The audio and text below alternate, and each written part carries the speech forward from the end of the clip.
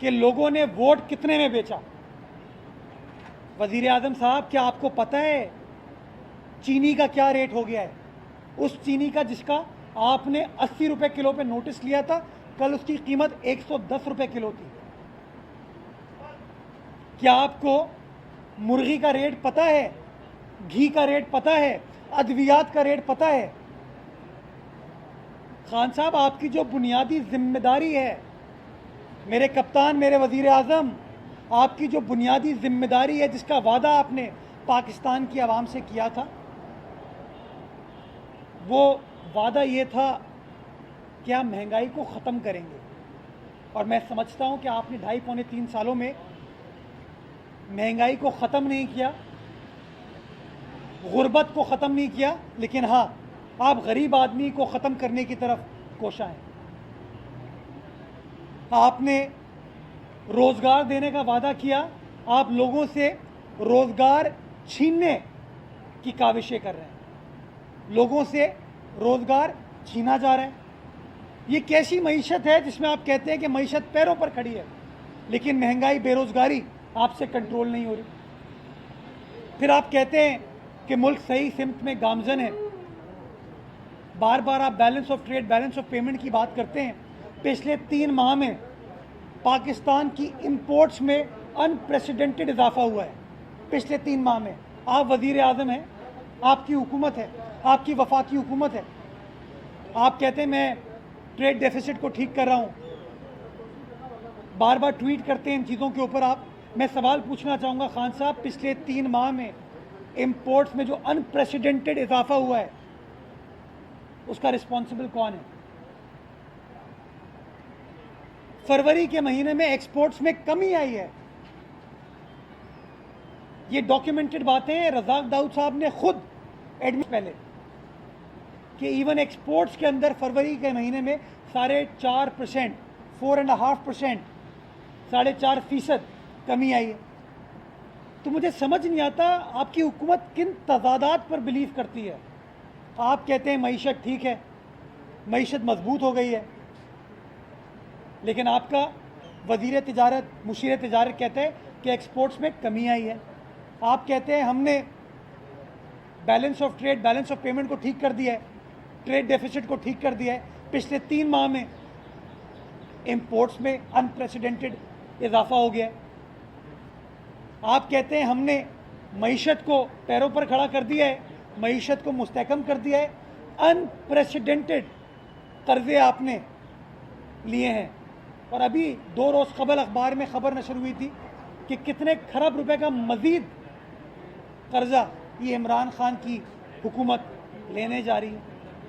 आप कहते हैं कि हमने पाकिस्तान को मजबूत बना दिया है, पाकिस्तान की इकॉनमी बूम कर रही है, आगे बढ़ रही है, और फिर वज़ीर आज़म साहब महंगाई के बारे में आप खामोश रहते हैं।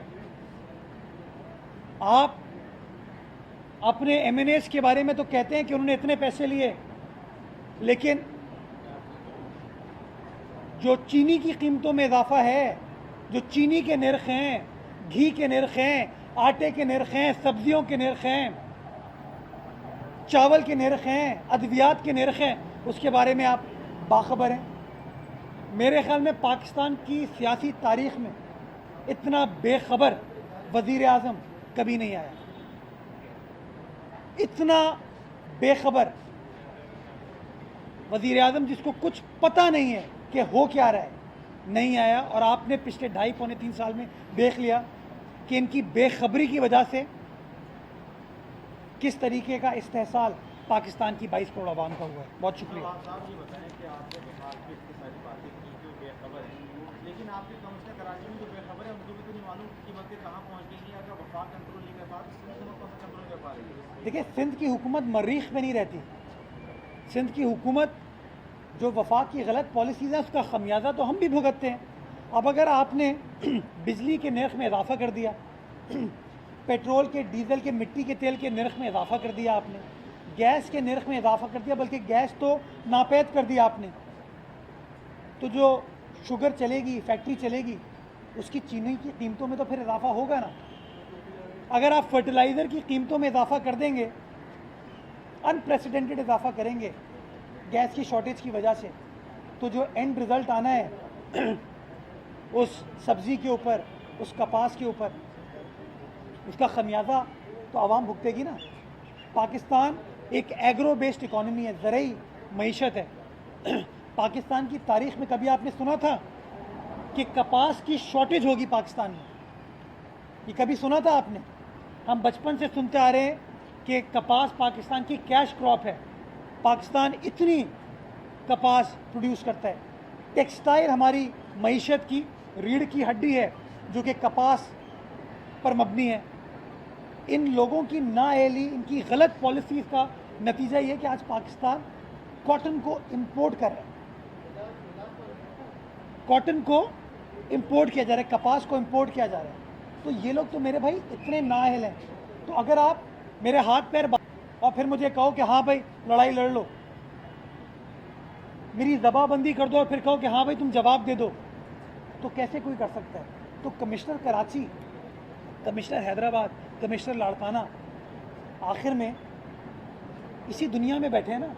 तो जब आप बेसिक जो सप्लाई है, जो चीज़ों की इनपुट है, उन चीज़ों को जब आप महंगा कर देंगे तो आउटपुट तो ऑटोमेटिकली महंगी होगी और उसकी वजह से तमाम महंगाई हो रही है। आज आप बिजली के नर्ख कम करना शुरू कर दें, गैस के नर्ख कम करना शुरू कर दें, ऑटोमेटिकली इन चीज़ों की कीमतों में कमी आ जाएगी। जी साहब, ये बताते हैं कि आज ख़वातीन का आलमी दिन है और सिंध बलूचिस्तान वाहिद वो खित्ते हैं जहाँ की ख़वातीन अपने मर्द लापता अफराद की बाजियाबी के लिए मुसलसल मार्च कर रही है। क्या ये रियासत की फेलियर नहीं है? रियासत को नहीं सोचना चाहिए कि वो ख़वातीन जो मुसलसल जो है ना वो मार्च कर रही हैं अपने मर्दों की बाजियाबी के लिए? ये दुनिया के वाहिद खित्ते हैं सिंध और बलूचिस्तान, क्या कहेंगे? मैं समझता हूँ कि किसी भी महज़ब मुआशरे में मिसिंग पर्सन का होना एक बड़ी अनफॉर्चुनेट चीज़ है और मैं समझता हूँ ये नहीं होनी चाहिए। उनके मार्च में हम उनके साथ और हम समझते हैं कि ड्यू प्रोसेस फॉलो होना चाहिए।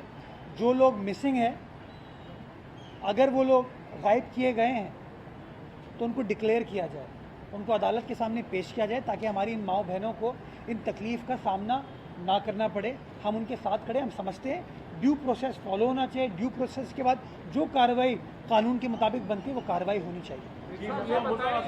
यहाँ कुछ देर पहले खुर्रम शेर ज़मा ने यहाँ मीडिया टॉक की है। उनका कहना है कि ऐवान में असलम अबड़ो लोटा है, उसको डिस्ट्रिक्ट किया जाए और फिर से इलेक्शन करवाई जाए, उसको ट्रेजरी बेंच पे बिठाया गया है। ये रूल्स की असेंबली को भी 2 नंबर। अब खुर्रम शेर ज़मान जहाँ बैठा होगा वहाँ वो अपने बारे में खुद ही करेंगे 2 नंबरी है, तो मैं क्या कह सकता हूँ? ये उनकी मर्ज़ी है, उनकी मर्ज़ी है। लेकिन अब मैं असल ये जो बार बार बात करते हैं, पीटीआई वो हुकूमत है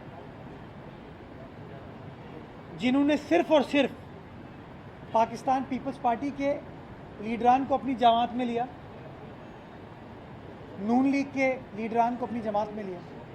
तो ये तो सियासी जमात मार्ज़ वजूद में ही उन लोगों की वजह से आई है जो कि अपनी सियासी वाबस्तगी को तब्दील करते हैं। इनके बहुत सारे इस वक्त वुज़रा मेंबरान कौमी असम्बली ऐसे हैं कि जो 2018 की जब तक असम्बली चली, मेरे ख्याल में मार्च तक असम्बली चली थी, तब तक वो नून लीग के साथ बैठे हुए थे। इनके एक वफाकी वज़ीर जो कि बहुत अहम मनसब पर इस वक्त बराजमान है, वो नून लीग की कौमी असम्बली के रुकन भी थे, वो नून लीग की कौमी असम्बली की कायमा कमेटी के चेयरमैन भी थे और माजी में वो काफ लीग में होते थे, परवेज़ मुशर्रफ साहब के साथ होते थे। बोजदार साहब खुद माजी में पीटीआई का पैदाइश से हिस्सा नहीं थे। तो ये तो वो लोग हैं जिन्होंने खुद ऐसे लोगों को जो कि अपनी सियासी वाबस्तगी बार बार तब्दील करते हैं, उनके बेसिस के ऊपर इन्होंने अपनी सियासी जमात को कायम किया और आज अपनी हुकूमत को इन्होंने मांगे तांगे की जो हुकूमत है उस तरह उन्होंने इस्टेब्लिश की हुई है। जो उन्होंने स्पेसिफिक सवाल पूछा असलम अबड़ो साहब के हवाले से, असलम अबड़ो साहब ने अगर आइन के आर्टिकल 63A की खिलाफ वर्जी की है कि अगर उन्होंने वज़ीर आज़म को, वज़ीर आला को अपनी पार्टी लाइन के मुताबिक वोट नहीं दिया, फाइनेंस एक्ट या आइनी तरमीम के ऊपर वोट नहीं दिया, तो उनके ऊपर डिफेक्शन बिल्कुल लगती है। लेकिन अगर आम कानून साजी के ऊपर या आम वोटिंग के ऊपर कोई असेंबली अपने हक़ राय दही को अपने ज़मीर के मुताबिक, अपने कॉन्शियस के मुताबिक इस्तेमाल करता है, तो उसके ऊपर आर्टिकल 63A का अतलाक़ नहीं होता। या आर्टिकल 63A को पढ़ लें, लेकिन मैं सवाल ये पूछना चाहूँगा कि इनके जिन लोगों ने GDA के साथ हाथ किया, जो सदरुद्दीन साहब के साथ इनके मेंबरान असेंबली ने हाथ किया, उनके खिलाफ ये क्या कार्रवाई कर रहे हैं? इनके 16 अरकान कौमी असेंबली ने हफीज़ शेख के साथ जो हाथ किया है,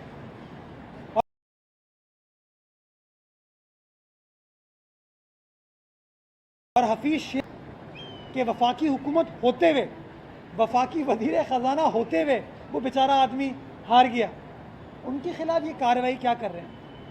जिन लोगों ने कौमी असेंबली में 3 लोग ऐसे हैं जिनके वोट ज़ाया हुए हैं, जिसके बारे में मीडिया पर ख़बर चल रही है कि शायद वज़ीर आज़म भी वोट सही तरीके से इस्तेमाल नहीं कर पाए, एक वफाकी वज़ीर साहिबा अपना वोट इस्तेमाल नहीं कर पाई, एक इनके चेयरमैन कश्मीर कमेटी अपना वोट, वो तो एडमिटेडली उन्होंने दरख्वास्त दी है RO को कि जी मुझे अपना वोट वापस डालने की इजाज़त दी जाए।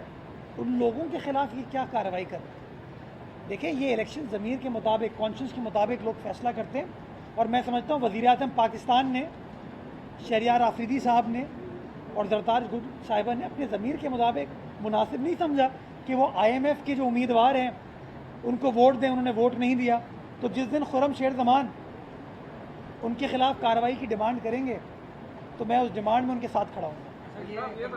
ये करके मैं दराज़ कमिश्नर और डिप्टी कमिश्नर तो आपकी महंगाई है प्लस, लेकिन जो सरकारी नर्क है उससे डबल दामों चीज़ें फरोख्त हो रही हैं।